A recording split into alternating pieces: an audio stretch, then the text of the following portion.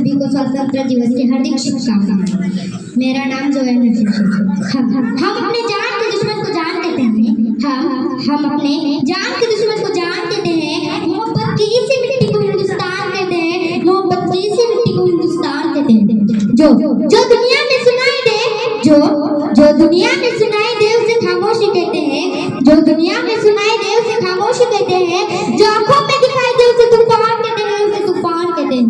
जो ये दीवार का सुराख है साहब, जो ये दीवार का सुराख है साहब, चाइना अमेरिका पाकिस्तान इन जैसे साजियों के हिस्से हैं, मगर हम इसे अपने घर का रोशनदान कहते हैं।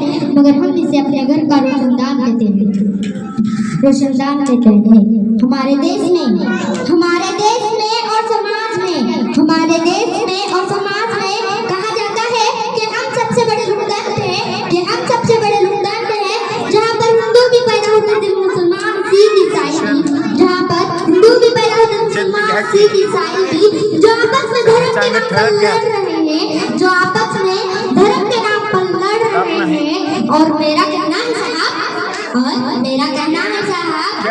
कि हमारे देश को न हिंदू की जरूरत है न मुसलमानों की जरूरत है।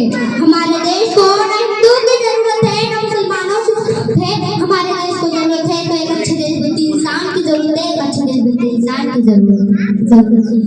और मेरे विचार में देश तब संभव होगा, और मेरे विचार में देश तब संभव होगा जब हम सब मिलकर जिम्मेदारी ले राष्ट्र को आगे ले जाने की, अपने वतन को आगे ले जाने की कोशिश करें, अपने वतन को आगे ले जाने की कोशिश करें। और मैं भारतवर्ष का हमेशा सम्मान करती हूँ, और मैं भारतवर्ष का हमेशा सम्मान करती हूँ।